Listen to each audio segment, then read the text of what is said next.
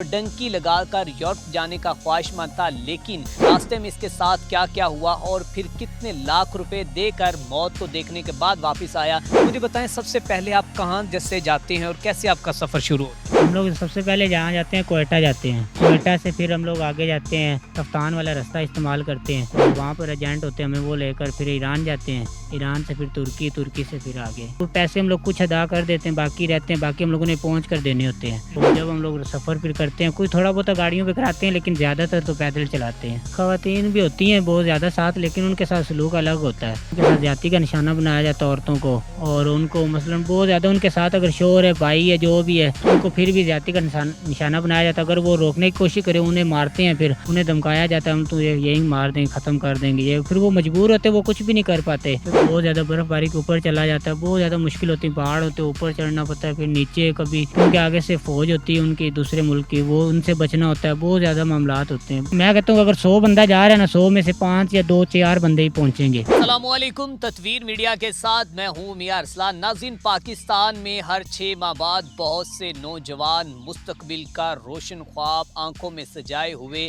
अपने मुल्क से दूसरे मुल्क में गैर कानूनी रास्ते से जाते हैं, तो फिर वो कभी लौट कर वापस नहीं आते। कोई तो वो अंधी गोलियों का निशाना बन जाते हैं, और कोई तो वो जो कि वहाँ के समंदरों की बेरहम मौजों की नज़र हो जाते हैं। ऐसे ही आज मेरे साथ एक ऐसा लड़का मौजूद है जिसने मौत को अपनी आंखों से देखा और डंकी लगाकर यूरोप जाने का ख्वाहिशमंद था, लेकिन रास्ते में इसके साथ क्या क्या हुआ और फिर कितने लाख रुपए देकर मौत को देखने के बाद वापस आया, ये सारी आप बीती इसी से जानते हैं। अस्सलाम वालेकुम। वालेकुम सलाम। सर, कैसे हैं आप? जी अल्लाह का शुक्र, ठीक। अच्छा सर, मुझे ये बताइएगा कि बहुत से ऐसे नौजवान हैं, उनमें आप भी शामिल हैं, कि वो रोशन मुस्तकबिल का ख्वाब आंखों में सजाए हुए बाहर जाते हैं गैर कानूनी रास्ते से। तो मुझे बताएं, सबसे पहले आप कहाँ जैसे जाते हैं और कैसे आपका सफ़र शुरू होता है? हम लोग सबसे पहले जहाँ जाते हैं कोयटा जाते हैं। कोयटा से फिर हम लोग आगे जाते हैं, कप्तान वाला रास्ता इस्तेमाल करते हैं। तो वहाँ पे रास्ते पे उतर जाते हैं, कप्तान तोड़ नहीं जाते। तो वहाँ पर एजेंट होते हैं, हमें वो लेकर फिर ईरान जाते हैं। ईरान से फिर तुर्की, तुर्की से फिर आगे।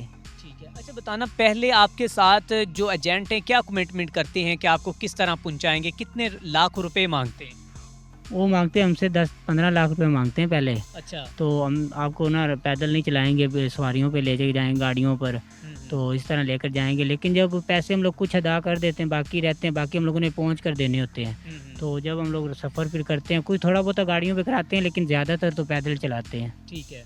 अच्छा बताइएगा कि एक गाड़ी में अगर गुंजाइश हो 5 बंदों की, तो तकरीबन कितने बंदे बिठाते हैं और कहाँ कहाँ बिठाते हैं? उसमें कम से कम ही 20 से 25 बंदे बिठाते हैं। जिसमें अगर 5 बैठते हैं ना, बिल्कुल ईजी होकर उसमें 20-25 बिठाते हैं ये। ठीक है। अच्छा, तो आप रास्ते में खुराक वगैरह कहाँ से खाते हैं, कहाँ सोते थे आप, क्या क्या करते थे? खुराक तो अपनी लेकर जाते हैं, अगर मसलन है वो चने वगैरह लेकर जाते हैं, पानी की बोतलें ले लेते हैं। लेकिन जहाँ ख़त्म हो जाए बस फिर आगे से दरख्तों के पत्ते ये वो, आगे मसलन पहाड़ों पर नीचे सोना होता है ज़मीन में, इस तरह बस। अच्छा, मुझे ये बताओ कि जब आप लोग डंकी लगा कर गए थे, आपके साथ कुछ ख़वातीन भी थी, और क्या ख़वातीन के साथ भी वही सलूक किया जाता है जो लड़कों के साथ किया जाता है? नई ख़वातीन भी होती हैं बहुत ज़्यादा साथ, लेकिन उनके साथ सलूक अलग होता है। क्या करते हैं? उनके साथ जाति का निशाना बनाया जाता है औरतों को, और उनको मसलन बहुत ज़्यादा उनके साथ अगर शोहर है, भाई है, जो भी है, उनको फिर भी जाति का निशाना बनाया जाता है। अगर वो रोकने की कोशिश करे, उन्हें मारते हैं, फिर उन्हें धमकाया जाता है, हम तो यही मार देंगे, ख़त्म कर देंगे। ये फिर वो मजबूर होते, वो कुछ भी नहीं कर पाते। एजेंट अपनी मर्ज़ी करते हैं वहाँ पर। अच्छा, ये तो बात हो गई। अच्छा, आपने मुझे ये तो बताया कि ख़वातीन को उनके बच्चों के सामने, उनके जो कि शोहरों के सामने, मर्दों के सामने उनको ज़्यादती का निशाना बनाया जाता है। जब दिल चाहता है, जो भी कोई होता है उसका दिल, वो औरत उठा के ले आता है। तो बताइएगा वहाँ पर लड़कों के साथ क्या क्या सलूक किया जाता है? लड़कों को भी मारते हैं बहुत ज़्यादा।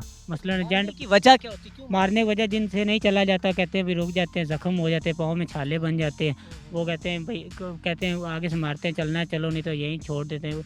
कोई एजेंट ऐसे होते हैं कि वो जालिम होते हैं, वो मार भी देते होते हैं। अच्छा। तो फिर क्या, कुछ भी नहीं कोई कर सकता। अगर एजेंटों को कोई पीछे से घर से नहीं पूछ सकता, भाई हमारा बच्चा तो आप लेके गए थे? नहीं, उनसे वो बिल्कुल नहीं कोई पूछ सकता। ठीक है। अच्छा, अगर वहाँ पर 2 भाई हैं और उनमें से एक ज़ख्मी हो गया, उसको कुछ हो गया, तो दूसरा भाई तो उसके लिए अपनी जान देगा ना? नहीं, बिल्कुल नहीं। भाई उसका भाई नहीं है? भाई ज़रूर है, लेकिन वो उसे अगर साथ अगर उसने जाना होगा, फिर उसे छोड़ कर जाना होगा। अगर वो साथ उसे लेकर नहीं जा सकता अपने भाई को। क्योंकि ज़ख्मी हो गया तो वो एजेंट आगे से उसे कहता है तूने जाना है तो चल, नहीं तो इसे छोड़ दे यहाँ पर मजबूरन, या फिर वो उससे छोड़ देता है या फिर उसके पास रुक जाता है। अच्छा, पूरे रास्ते में किन किन मुश्किलात का सामना करना पड़ता है? रास्ते में बहुत ज़्यादा मुश्किलात होती है।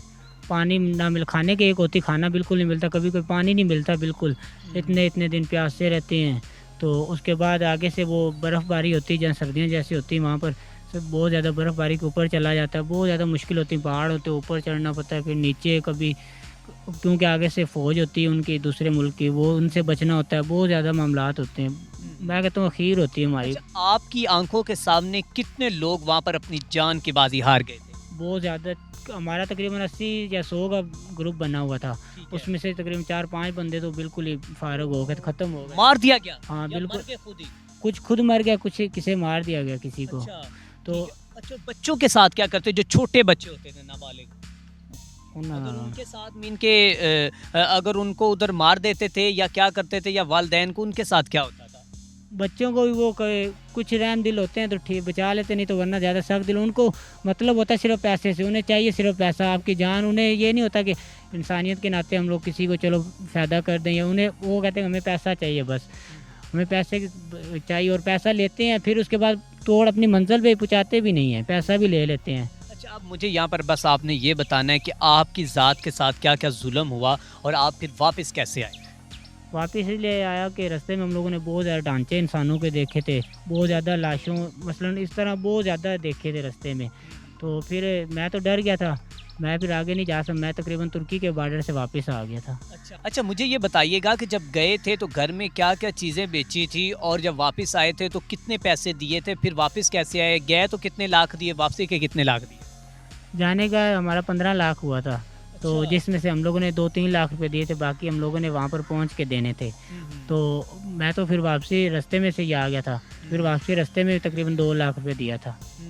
मतलब कि तब तकरीबन 5 लाख भी देना पड़ा, और अजीतें जो बर्दाश्त की वो अलग। वो अलग है, और इतने रास्ते में जो मुश्किल हुई है वो सारे मामलात अपनी जगह पे। पैसे इकट्ठे कहाँ से किए थे, कैसे किए थे? वो घर की कुछ चीज़ें बेची थी, क्या क्या बेचा था? ज़ेवरात अम्मी का बना हुआ था वो बेचा था, और उसके बाद मसलन इस तरह बहुत ज़्यादा करके हालात पीछे से बहुत ज़्यादा ख़राब किए।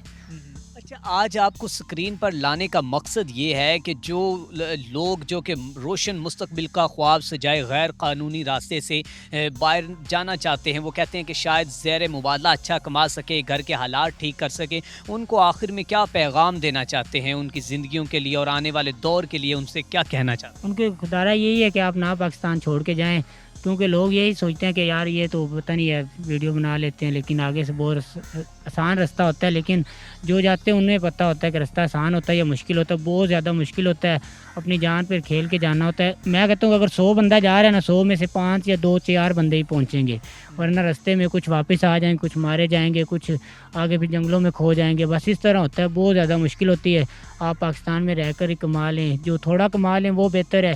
अगर बाहर का जाने का ज़्यादा ही शौक़ है तो फिर कानून के तहत जाएँ, जो कागजात अपने बनाकर। इस तरह मैं आपके आगे हाथ जोड़ता हूँ, खुदारा आप इस तरह पाकिस्तान को छोड़ के ना जाएं, क्योंकि हम लोग तो चले जाते हैं पीछे माँ बाप को, वो इन्हें जो परेशानी होती है, उनका एक बेटा चला जाता है आगे से, फिर पैसे जो हम लोग ज़ाया करते हैं वो एक अलग।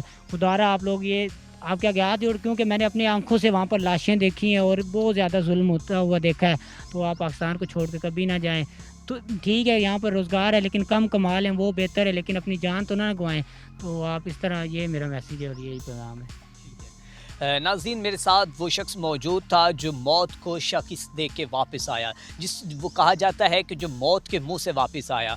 इस शख्स ने अपनी जो कि वालिदा का ज़ेवरात भी बेचे, घर की बाकी और भी चीज़ें बेची, लेकिन फिर भी ये अपने जो कि असल मकसद तक ना पहुंच सका, क्योंकि इसने अपनी मौत को देख लिया था। तो फिर इसने यही सोचा कि ये पैसे तो आने जाने वाली चीज़ हैं, लेकिन आज ये पाकिस्तानी कौम के लिए और उन लोगों के लिए एक मिसाल बन गए हैं जो गैर कानूनी रास्ता अपनाने के बाद जो कि बैरून ममालिक जाने के ख्वाहिशमंद होते हैं। आप इस जैसे लड़कों के बारे में क्या कहना चाहते हैं? अपनी कीमती राय का इज़हार करें। इसी के साथ अपने मेज़बान मियां अरसलान को दीजिए इजाज़त। अल्लाह ने के बाद।